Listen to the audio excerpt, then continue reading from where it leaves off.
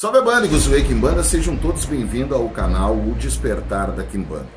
Eu não sou o dono da verdade, não prego uma verdade absoluta, a minha verdade ela não é absoluta, a minha verdade ela cabe para mim, dentro da minha casa, dentro dos meus fundamentos e dentro dos meus ensinamentos, a qual foi me passado, onde eu tenho como prática de Quimbanda o culto de Exu e Pombagira há 18 anos na minha vida.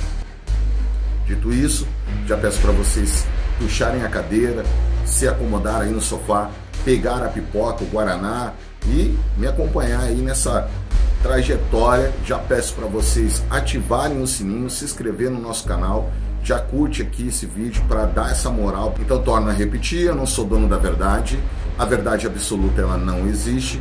Quem prega uma verdade absoluta é o dono da ignorância, pois o conhecimento ele é infinito. E se você aprendeu diferente, tá tudo bem, desde que você entenda que os seus conhecimentos e as suas práticas cabem para você. Dito isso, também quero reforçar que a ideia aqui não é impor e nem empurrar uma verdade para ninguém, mas sim contribuir, trazer aqui discernimentos, fatos históricos, principalmente trazer documentos para que você, meu irmão e minha irmã, possa buscar a sua verdade, possa buscar o entendimento e discernimento do que realmente vai ser tratado nesse vídeo. Torno a repetir, esta verdade não é uma verdade absoluta, porém, contra fatos, muitas vezes não se tem argumento. A ideia de ter Baal, o culto a Baal, sempre existiu. Nos povos antigos, tínhamos os cultos a várias divindades, a vários deuses, que tinham corpo humano e face animal. Em vários povos. E essa coligação veio por conta da crendice desses povos antigos.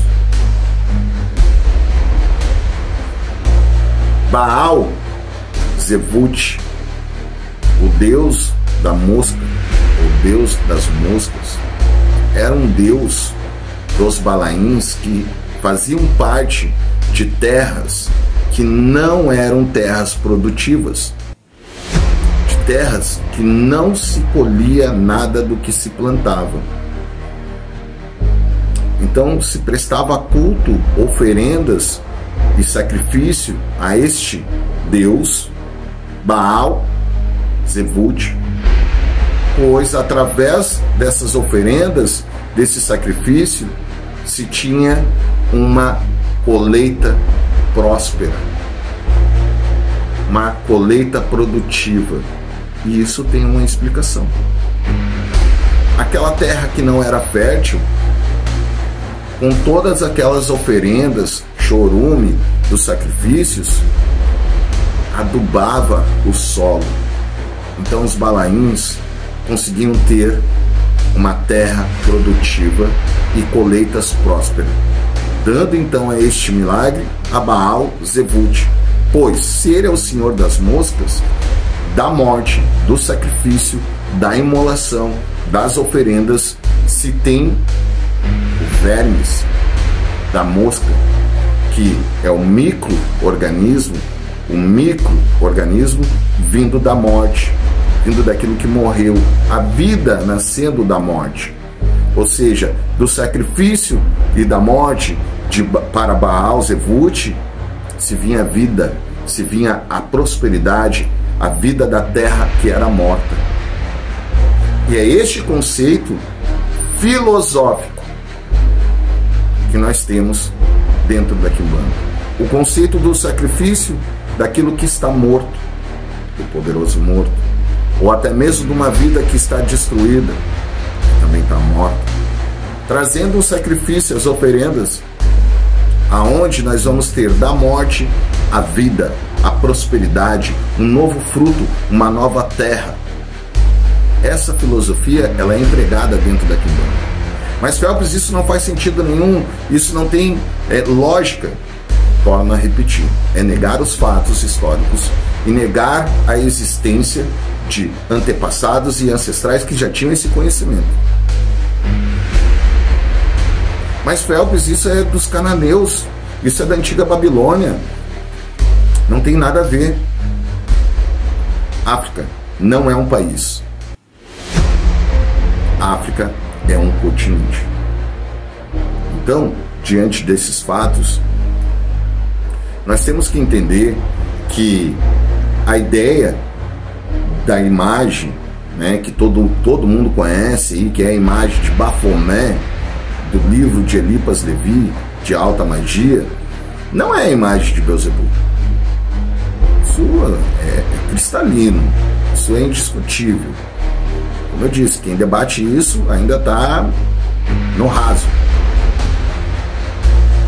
Todos nós sabemos. Porém, nunca existiu a comercialização de uma imagem de Baal Zevut.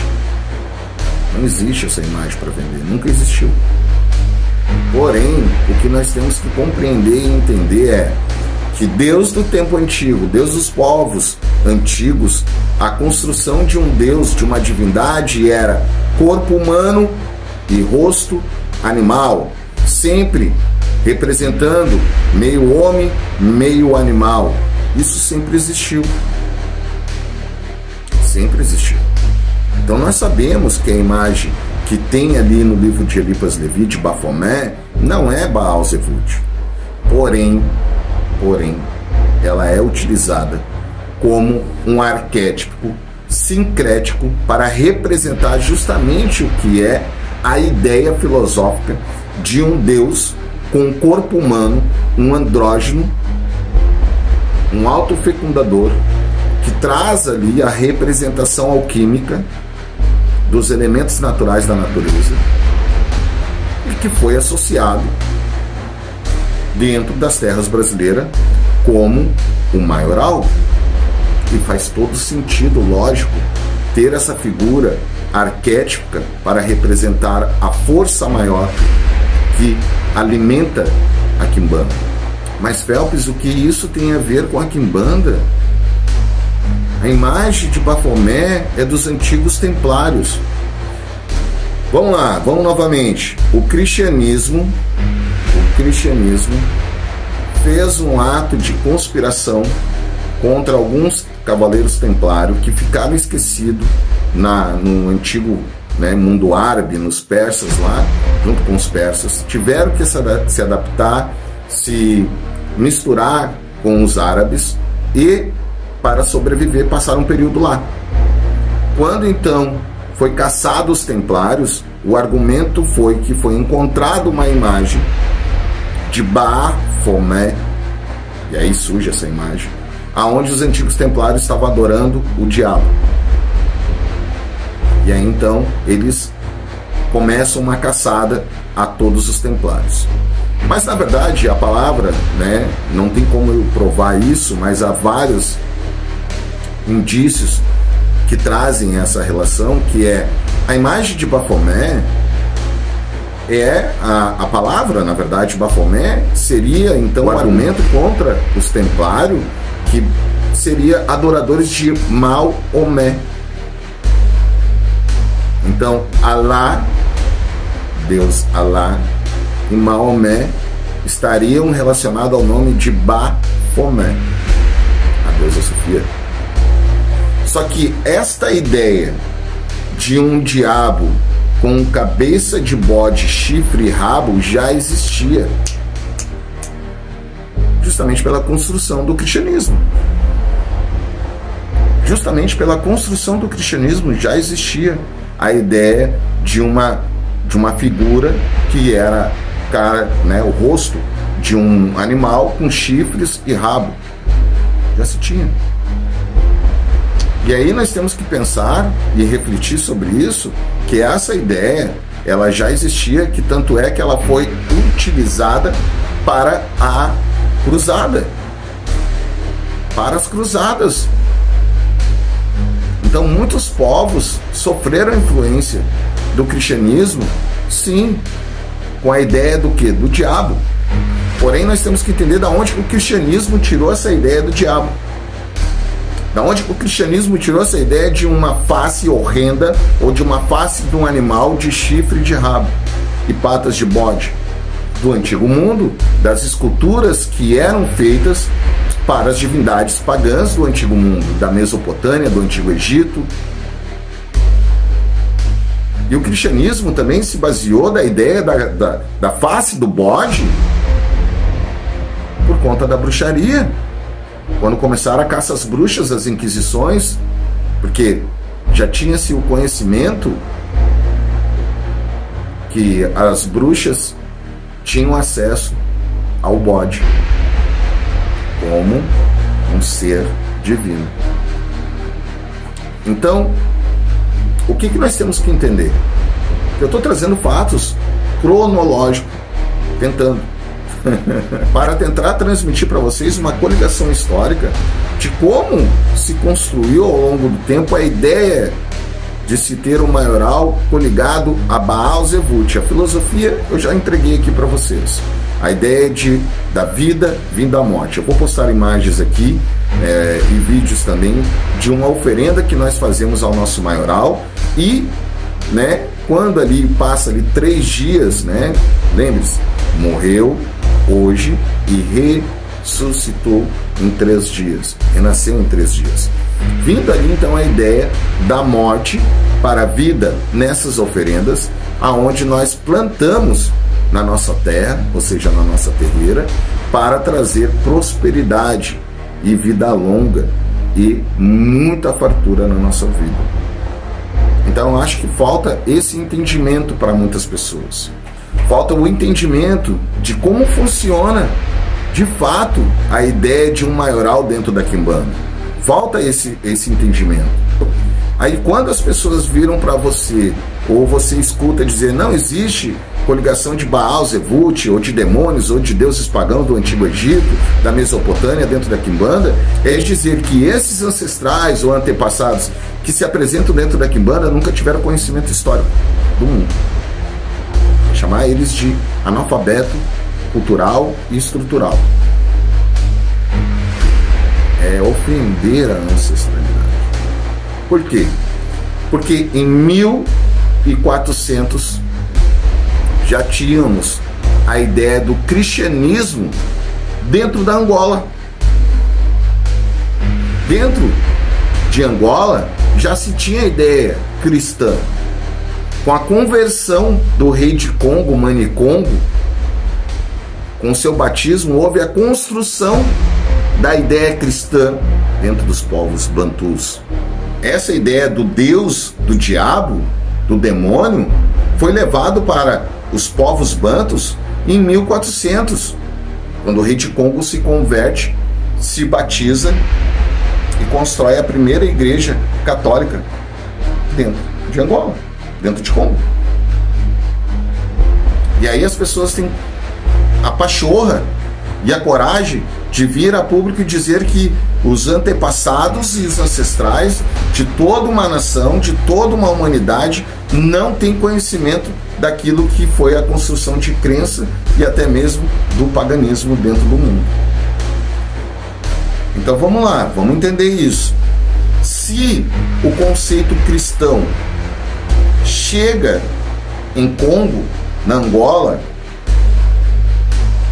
e lá há a conversão de vários congoleses e angolanos por conta da exploração portuguesa, nós temos que entender então que mesmo que as pessoas argumentem que a quimbanda é de origem bantu, os povos africanos, Deus do mundo antigo, Deus de Kemet, já sabia o que era paganismo, já sabia o que era ocultismo, já sabiam e tinham conhecimento, porque também sofreram influência dos povos persas, dos povos árabes, sabiam também o que eram demônios, djinns, entre outros. Como que alguém pode negar esses fatos? Como que alguém pode dizer que não há nenhum registro, que não há nenhuma coligação com o mundo antigo, com a ancestralidade? Isso é bizarro, gente. Isso é bizarro. Então, se nós já temos a ideia da cruz, do Jesus, da conversão em Angola, em 1400, aqueles que foram trazidos para o Brasil como escravos, de forma forçada e brutal, arrancados das suas terras, também já tinham esse conhecimento, porque foi inserido dentro das terras de Angola, através da exploração europeia, o cristianismo. Foi inserido o conceito da cruz, o conceito do diabo, o conceito do demônio na visão cristã.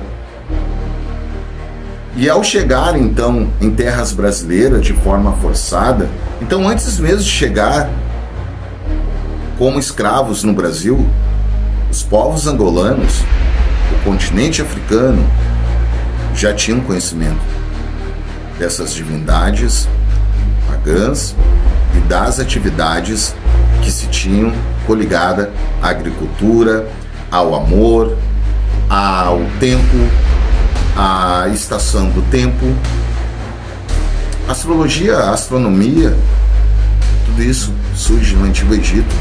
A ideia de um Deus com a mão para cima e outra para baixo, falando sobre a polaridade, a dualidade, a ideia de um Deus sentado sobre o mundo ou sobre a flor de lótus,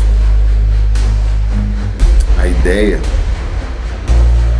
de um Deus responsável pela prosperidade sempre existiu, tanto no Antigo Mundo, no Antigo Egito, na Mesopotâmia, em África, no continente africano, e não no país África.